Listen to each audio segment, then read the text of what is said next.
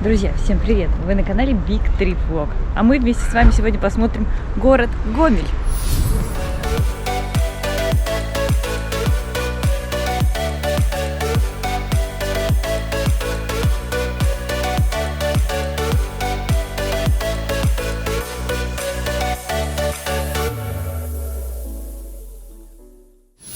В Гомель мы приехали на поезде из Минска на этот железнодорожный вокзал.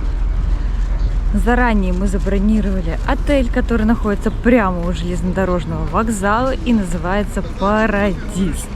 Что, конечно же, очень удобно, потому что не пришлось вызывать нам 2 такси, ведь нас 5 человек, а сразу заселились в отель и нам сразу дали комнату. Вы сразу же увидите отель Парадис, как только выйдете из поезда, из вокзала. Сейчас я вам покажу, как он выглядит внутри. Кстати, рядышком есть и Бургер Кинг, и там есть торговый центр, и супермаркет, который работает 24 часа. И есть еще очень популярное кафе «Васильки». Чтобы зайти в отель Парадис, нужно пройти сначала первый этаж отеля Гомель. Здесь есть лифт. Нажимаете на кнопочку и оказываетесь буквально в раю.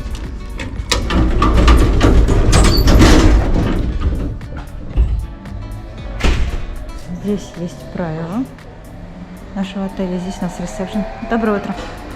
Здесь есть водичка чистая, которую можно пить. Есть бар за отдельную плату. Соки, газированные воды. Сейчас я вам покажу наш номер с Динарой. Кстати, здесь есть еще комната отдыха, так называемая. Это нужно идти прямо по коридору. А здесь еще кулер с водой чистой. Вот здесь вот комната отдыха. Тоже есть и туалет. Если вдруг вы прибываете раньше времени, нам повезло, нас сразу селили. Огромный телевизор, диванчики. Также здесь есть небольшая кухня. Есть холодильник, микроволновая печь, кофемашина, чайник, поэтому можно попить чай, кофе и комната для курения.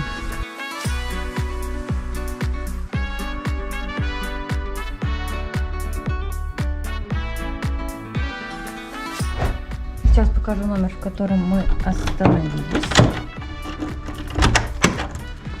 Мы решили так, с Динарой мы вдвоем в комнате и наши мальчики втроем в трехместном номере. Поэтому сейчас я вам покажу наш номер. Так, давайте включим свет. Это душевая, есть полотенчики. Здесь стоит бойлер с горячей водой. Никаких проблем, кстати, с водой нет. Отлично работает. Здесь наша душевая, есть фен, зеркало. Также положили мыло, шампунь, гель для душа. Все чистенько, уютненько. Очень достойный отель за свои деньги. Здесь шкаф-купе. Есть несколько вешалок. Ложка для обуви, полочки. Можно разместить все свои вещи. Также еще есть полотенчики. Зеркало. Телевизор. Есть мини-холодильник. Бара нет, поэтому можете наполнить своими напитками. Пульт от телевизора. Кондиционер. Здесь стаканчики, если необходимо. Большая двухспальная кровать. Телефон, с помощью которого можно позвонить на ресепшн. Небольшое украшение. Все, знаете, очень уютно. И из окна открывается вид на город Гомель. Кстати, рядом совсем с нашим отелем ЖД вокзал, поэтому для нас, самостоятельных путешественников, это очень удобно. Это еще одна комната, где остановились наши ребята. Это трехместный номер. Телевизор есть, чайник, кружечки, холодильник, шкаф, где можно тоже оставить вещи. Кстати, это не единственный шкаф. Еще один шкаф находится здесь. Это шкаф-купе. Давайте, раз уж мы с вами сейчас находимся в коридоре, я покажу вам душевую комнату. Она похожа на нашу. Здесь есть раковина, фен, душевая кабина, бойлер с горячей водой. Ну, естественно, унитаз, весы. Помимо этого, здесь есть, в этой гостиной находится диван. Это односпальное место еще. Здесь стол рабочий. Здесь наши напитки, есть зеркало. Из окна открывается такой же вид, как и в нашей комнате. Это спальня с кондиционером. В той комнате также есть кондиционер. Есть тумбочка, где тоже можно расположить вещи. Большая двухспальная кровать и телевизор. Поэтому наши ребята здесь остановились и спокойно отдыхают без нас.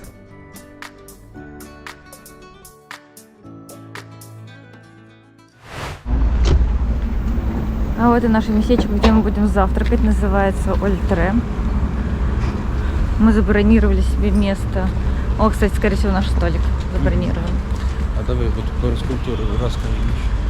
Так, что ты видишь? Да, ну это очень хорошо узнаваемые силуэты сказки про Буратино. Обратите внимание, сам носатый персонаж, вон там Карабас-Барабас, вот здесь вот Артемон везет Мальвину куда-то. Ну, в общем, одним словом, театр кукол.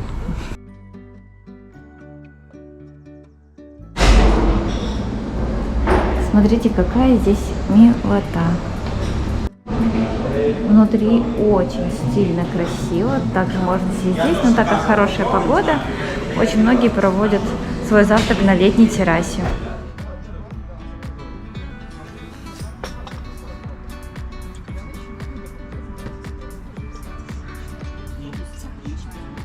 Нет.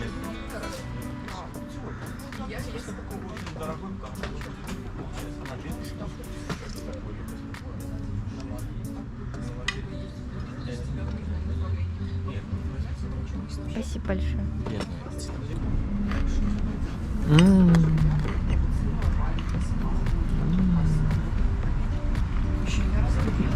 Как тебе твой завтрак, Али?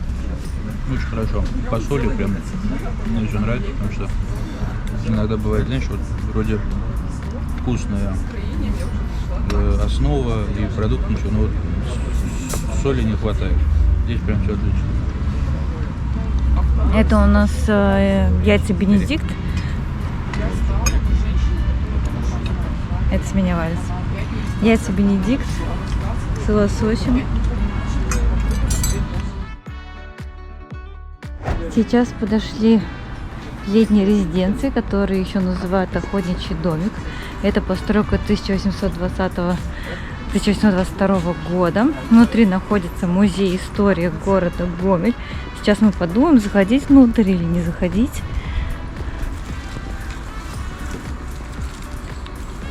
Говорят, что это визитная карточка города Гомель.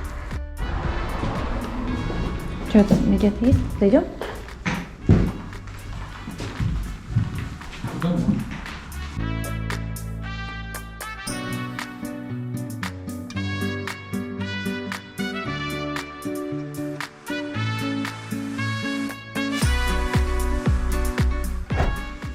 Не, на самом деле, вы знаете, они сделаны вроде как просто, а в реальности действительно прям так стильно, знаешь, вот эти вот шрифты подбирали. Они же сами все это прорисовывали. Настоящий прикольный класс-кабинка.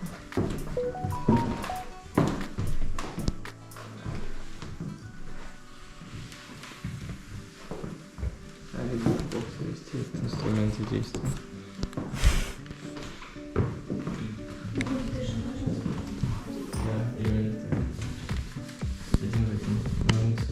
У моей бабушки была такая машинка. Ой, еще у нас были вот такие вот фотосессии у моих бабушек.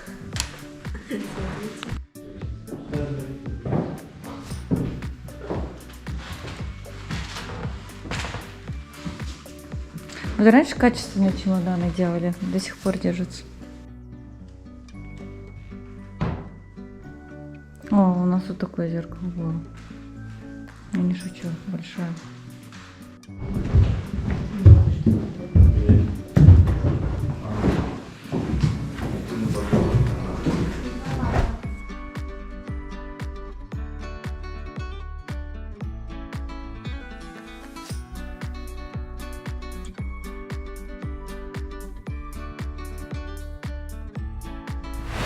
Погуляли в музее с моими птенчиками. Расскажите, пожалуйста, ваши впечатления, ребятушки.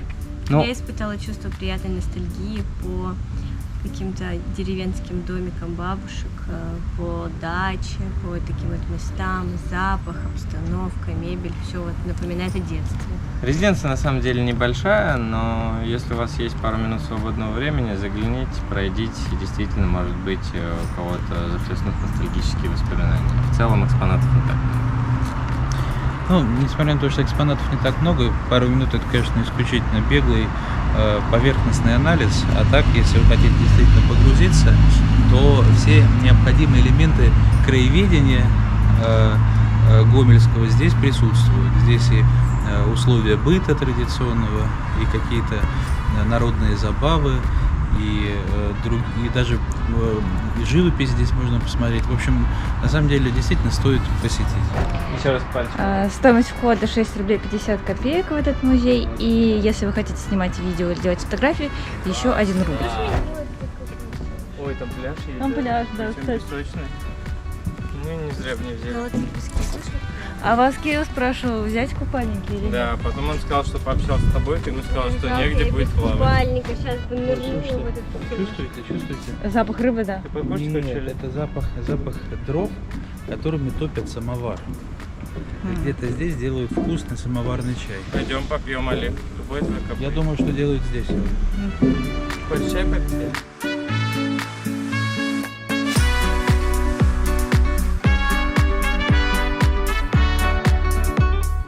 Сейчас смотрим на памятник первому гомельчанину. Обратите внимание, что в водке у него не какая-нибудь собака, а рысь. Кстати, представляете? Часовня усыпальницы Паскевичей. Располагается в Гомеле. Очень красиво, обратите внимание на клумбу. В общем, прогуляться здесь одно удовольствие. Виды просто великолепны. Мост, зелень, еще один мост, зелень. Как сказал Артем, это усыпальница Паскевичей. Туда, кстати, можно еще пройти внутрь, вход платный. Посмотрите, какое интересное здание.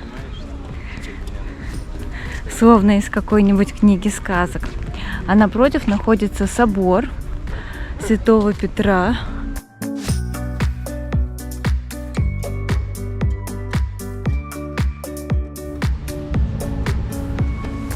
Сейчас зашли до дворца Румянцевых и Паскевичей. Выполнен в стиле неоклассицизма. Наверное, самое красивое здание в этом парке. Подойдем сейчас поближе, посмотрим.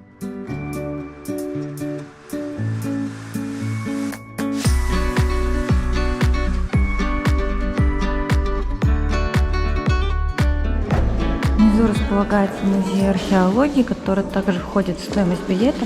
Кстати, мы приобрели, получается, подарочный музейный сертификат на двоих. Это 10 рублей. И отдельный билет во вход в музей – это 7 рублей.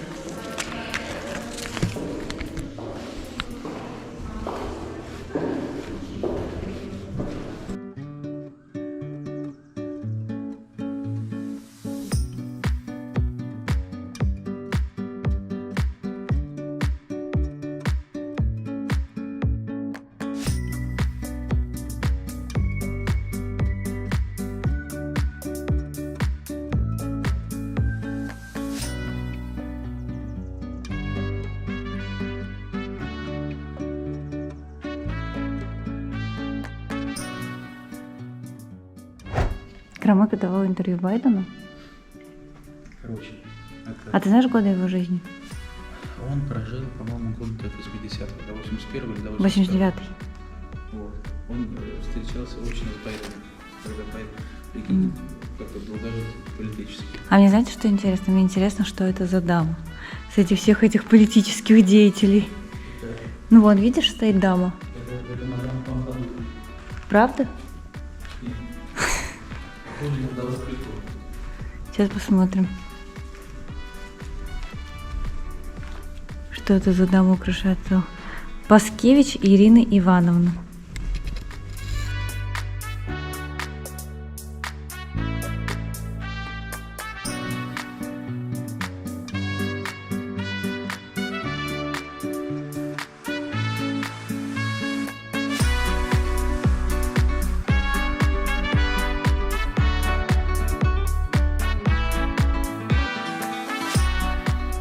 На третьем этаже находится библиотека. И совсем старинные книги. Но здесь уже более новая мебель.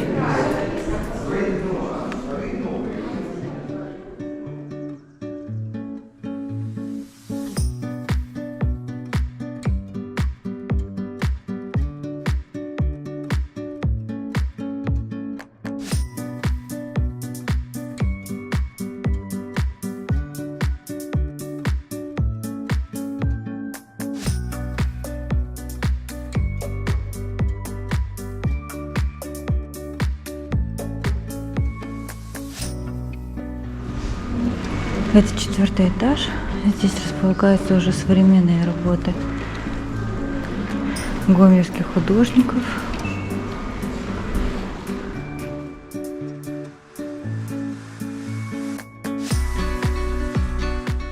Друзья, мы немножко погуляли по дворцу, очень красиво, интересный дворец, интересные выставки. Надо сказать, что для Гомеля это прям, знаете, вот такое вот главное место, которое обязательно нужно посетить всем туристам. В комплексе еще у нас есть башня и зимний сад. Тоже обязательно посмотрим.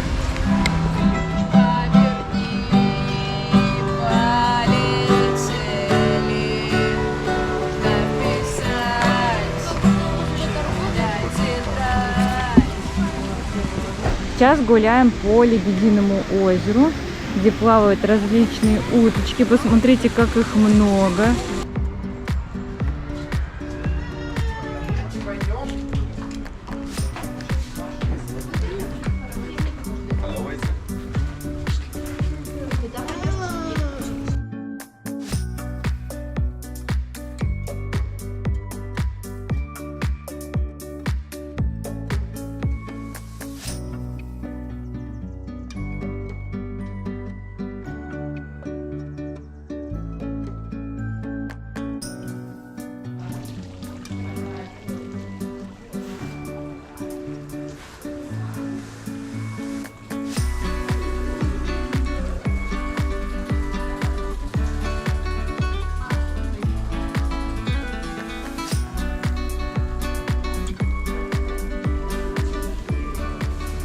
Небольшой зимний сад, где можно увидеть различные тропические пальмы.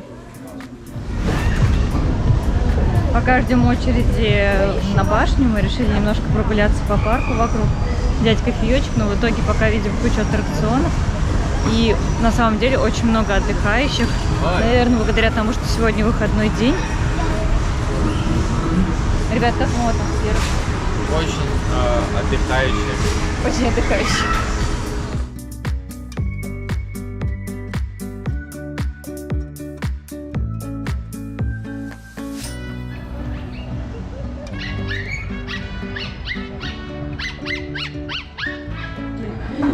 Поднимаемся на эту башню.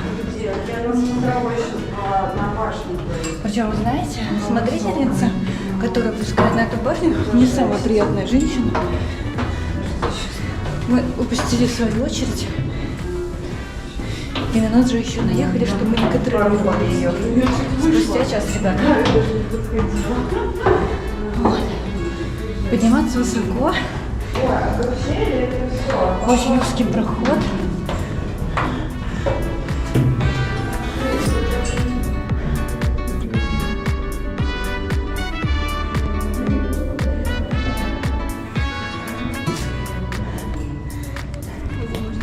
Уху!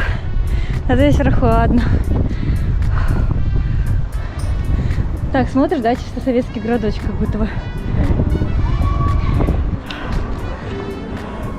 Очень мало высоких зданий, зато красивый вид открывается на реку Сош, на набережную, по которой мы гуляли. Вот на тот мостик мы ходили. Как думаешь, а где Али и Артем?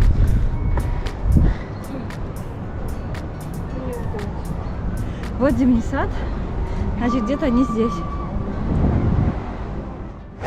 Так, поделитесь своими впечатлениями, пока спускаетесь. Если у вас какие-то важные заметки, которыми вы хотели поделиться с нашими телезрителями, Если вам YouTube-зрителями. совсем нечего делать, в целом, добро пожаловать. Если вы готовы стерпеть унижение внизу, простоять большую советскую очередь и посмотреть на речку с высоты 10-этажного дома, то да. Why not? Да. Слушай, кстати, На самом деле, видно, кстати, 35 мне... метров делим на 3, то есть 3 это Ага. 3 метра, ровно 10 этажей. Ну да, да. Кстати, надо сказать, что в целом виды неплохие. Просто реально вот эта вот очередь, причем, вот, знаете, она искусственно создана, я это так называю. Когда они хотят просто пропускать. Там еще далеко? Нет. Мы решили после парка зайти в знаменитую джелатерию. Говорят, что здесь итальянская атмосфера, настоящее итальянское мороженое.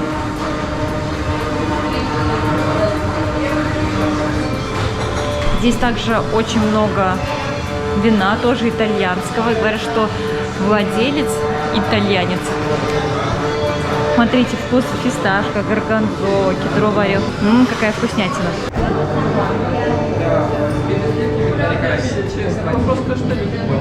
Ну что это такое, шоколад, орехи? Я очень люблю лимонное мороженое. Я от него фанатею, заказываю везде. Это очень вкусно. Я беру себе со вкусом горгонзолы. Думала между кедровым орешком, но решила горгонзолу взять. Это мой любимый вкус. Я думаю, между кедровым орехом.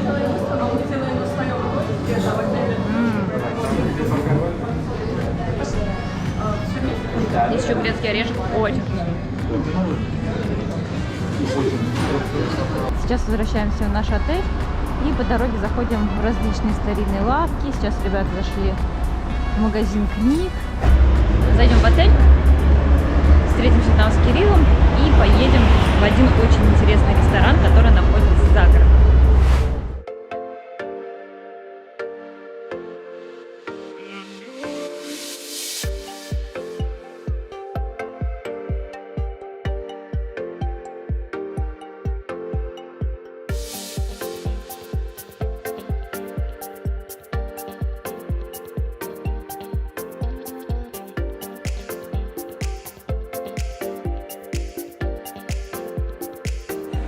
Сегодня мы решили поужинать в необычном месте. Называется ресторан Чабарок. Это один из самых первых ресторанов в Гомеле. И здесь подают белорусскую кухню.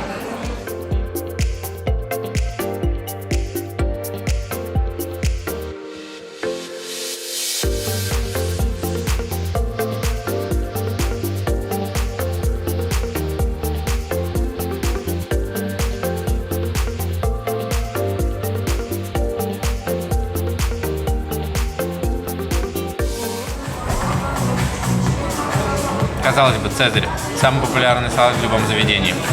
Однако здесь он особо хорош. И все заключается в секрет хорошо прожаренной курочки. Так как пожарили ее здесь, я не пробовал нигде. Очень вкусный салат. Рекомендую. Знаете, меню достаточно большое заведение, и вот глаза разбегались, что все-таки заказать. Поэтому мы поступили хитро. Мы заказали 5 разных салатов и использовали традиционный шеринг, где каждый попробовал по кусочку. Ну, знаете, вот я попробовал уже, по-моему, 3 салата из 5, и каждый салат по-своему хорош. Вот это вот особенно мне понравился. Тут вот груша, что-то вроде салата дамский каприз с различными видами мяса. Ну, все замечательно.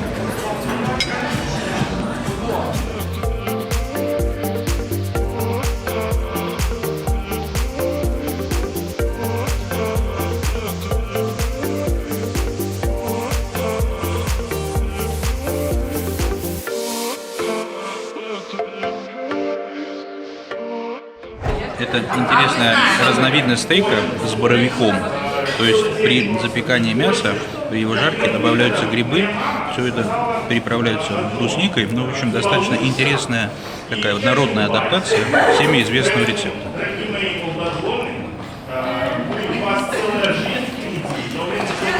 Нам уже принесли горячие блюда. Мы заказали себе и пасту, и свининку в брусничном соусе. Также у нас стейки, лосось. И также еще местное национальное блюдо – это драники. Драники в соусе. Давайте скорее попробуем. Но это не просто какой-нибудь маленький драник, а это огромный драник в соусе. Да, я думаю, здесь как раз всем хватит попробовать. Немножко.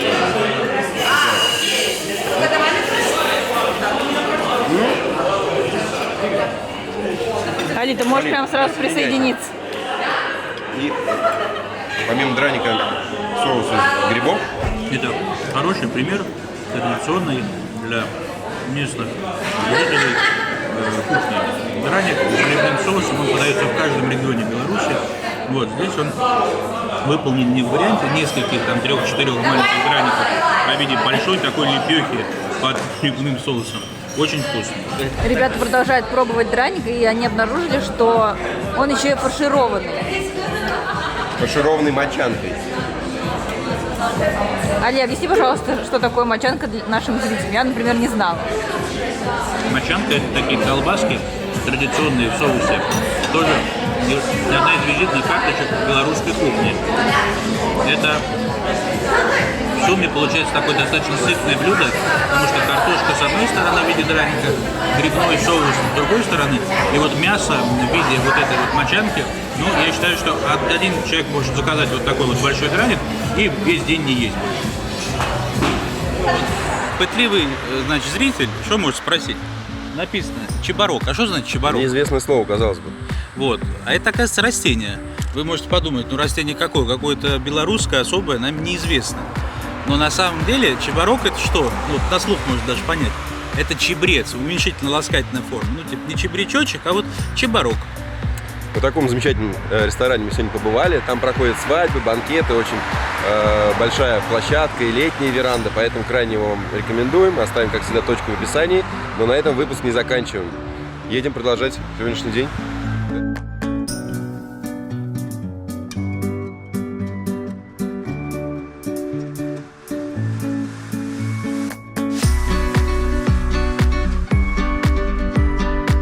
В конце нашего вечера мы приехали в кальянную, которая находится в самом центре Гомеля. Называется она «Релакс».